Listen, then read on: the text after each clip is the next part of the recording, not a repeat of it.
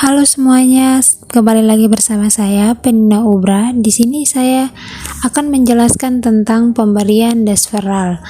Untuk itu teman-teman, selamat menyaksikan. Apa itu pemberian desferal? Desferal adalah sediaan injeksi yang mengandung deferoxamine. Desferal digunakan untuk menangani kelebihan kadar zat besi dalam darah yang dapat disebabkan oleh transfusi darah berulang, kelainan darah seperti talasemia atau keracunan zat besi. Indikasi dan kontraindikasi. Yang pertama, indikasi dilakukan pada klien dengan talasemia yang mendapatkan transfusi darah secara rutin atau berulang dengan kadar zat besinya lebih dari 1000 mg per desiliter. Dilakukan 4-7 kali dalam seminggu pos transfusi, dan kontraindikasinya tidak dilakukan pada pasien dengan gagal ginjal. Kita masuk pada standar operasional prosedur. Terbagi menjadi 4 fase, yaitu praorientasi, fase orientasi, fase kerja, dan fase terminasi. Kita masuk pada fase yang pertama, yaitu fase praorientasi. Fase ini dimana fase persiapan, yaitu menyiapkan diri perawat. Yang kedua, menyiapkan alat dan bahan.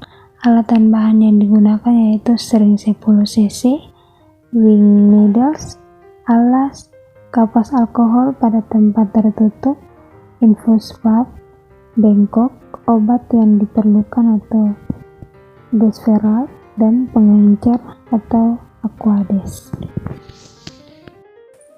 Selanjutnya, menyiapkan obat desferal sesuai kebutuhan, melakukan cek ulang obat yang akan diberikan sesuai perencanaan, dan mengkalkulasi dosis sesuai kebutuhan.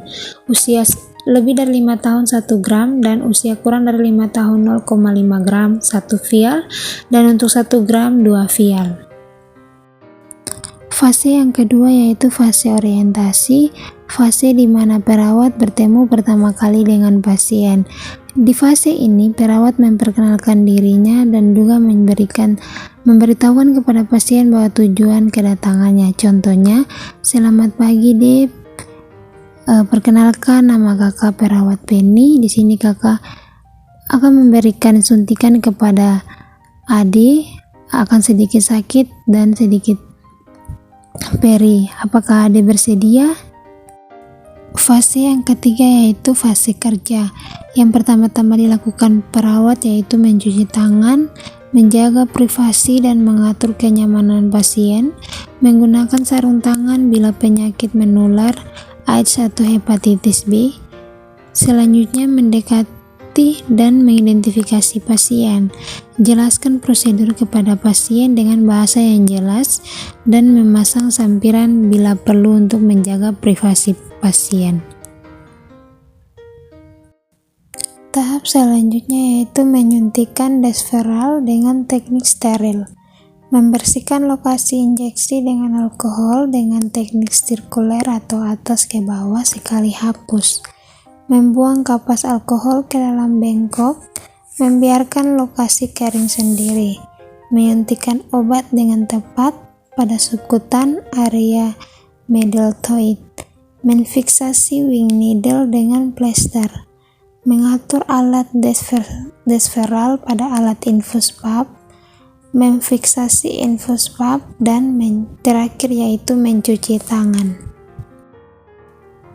Fase yang keempat yaitu fase terminasi, di mana fase ini yaitu kita menanyakan respon pasien, melihat kondisi pasien, memperhatikan respon pasien selama tindakan dilakukan, menanyakan perasaan pasien setelah tindakan dilakukan.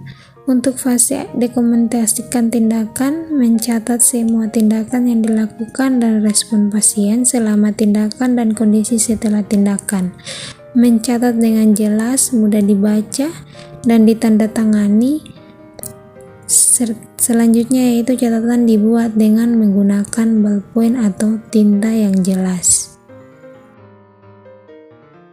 Kesimpulannya, pemasangan desferal dilakukan pada anak dengan penyakit talasemia, di mana kadar ferritinnya lebih dari 1000 mg per desiliter, sehingga pemasangan desferal ini dimaksudkan untuk menurunkan kadar besi yang menumpuk pada pasien talasemia baik pada kulit maupun organ, dengan menghambat absorpsi. Saat besi, pemasangan ini diberikan sebanyak 4-7 kali per minggu pasca transfusi darah.